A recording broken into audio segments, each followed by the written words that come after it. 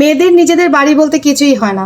জন্মের পর বাবার বাড়ি এবং বিয়ের পর স্বামীর বাড়ি, সন্তানের কাছে থাকলে সন্তানের বাড়ি। আমরা যখন একটা মেয়ে যখন ইনকাম করে নিজের, যদি সে কিছু করতে পারে তখন তার বাড়ি, সেটা তো অনেক কম হয়, অনেক মেয়েদের জন্যই এটা হচ্ছে খুবই কম। যাই হোক, আজকে অনেক দিন পর বাসায় যাব, তার জন্য তেমন কিছু রান্না করতেও হবে না। সারাদিন আমি একটু একদম ব্যস্ততা নাই তেমন বললেই চলে, ফ্রি। সকাল সকাল নাস্তা করলাম, একটু ডিম পোস্ট করে একটু চা বানালাম। এই আজকে আর তেমন কোনো কাজ করলাম না, কিন্তু আয়াত আনাস তো খুবই খুশি। আজকে বাবার বাড়িতে যাব অনেক দিন পর। মানে আমার বাসার থেকে আমার বাবার বাড়ি হচ্ছে মাত্র 20 থেকে 30 টাকা, 30 টাকাও না, 20 টাকা ভাড়া। সিঁড়িতে নামার সময় আমি ওর বাবাকে বিদায় দিতেছিলাম, ওর বাবা আবার কাজে চলে যাবে। তো বাচ্চাদের আওয়াজের জন্য আর ওদের কিচিরমিচির যে আওয়াজ, এই আওয়াজের জন্য আমি আর ওটার ভয়েসটা দিলাম না, আমি আবার আলাদা করে ভয়েস দিচ্ছি। ওদেরকে বললাম যে সবাইকে টাটা দিয়ে দাও, সবাইকে জানাও যে বাবার নানার বাড়ি যাচ্ছ।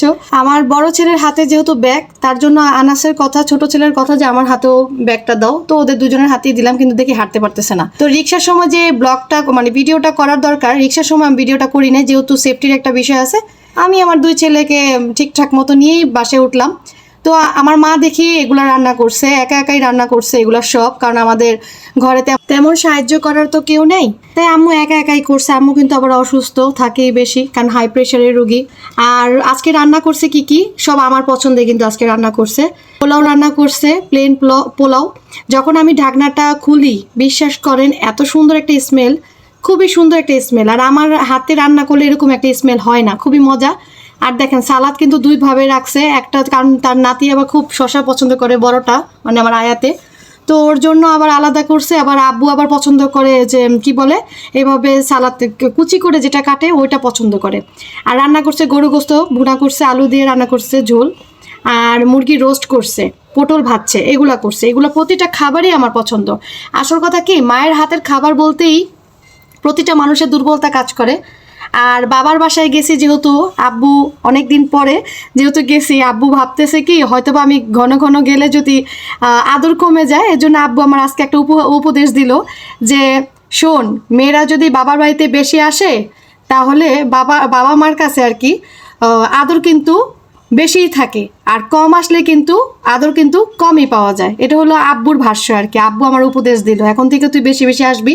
আর আসার সময় আমাকে বইলা দিল যে দয়া করে মা, তুই ডাল ভাত খাই যাই খাই তুই কিন্তু আসবি এই সপ্তাহে। আমি বলছি আব্বু এই সপ্তাহে আমি আসতে পারবো না, বা পরের সপ্তাহে হলেও আসবি। আমার বলতেছে আব্বু প্রতিবার গেলেই বলে আসার জন্য খুব অনুরোধ করে। আসল কথা বাবা তো, বাবারা মেয়েদের প্রতি একটু দুর্বলই থাকে, মেয়েরাও বাবাদের প্রতি দুর্বলতা বেশিই থাকে।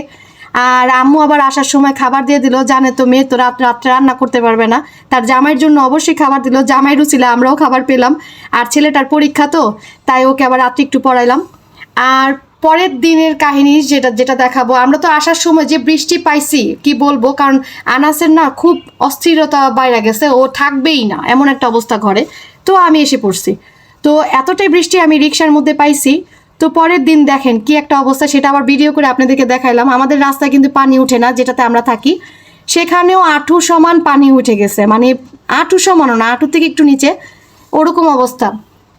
তো বৃষ্টি যখন শুরু হয় থামার নাম নেই, আবার যখন গরম শুরু হয় তাও থামার নাম নেই, এমন একটা অবস্থা। যাই হোক, ভিডিওটা যদি এই পর্যন্ত ভালো লাগে তাহলে কিন্তু একটা সাবস্ক্রাইব করে যাবেন, আর হচ্ছে লাইক কমেন্ট করে যাবেন।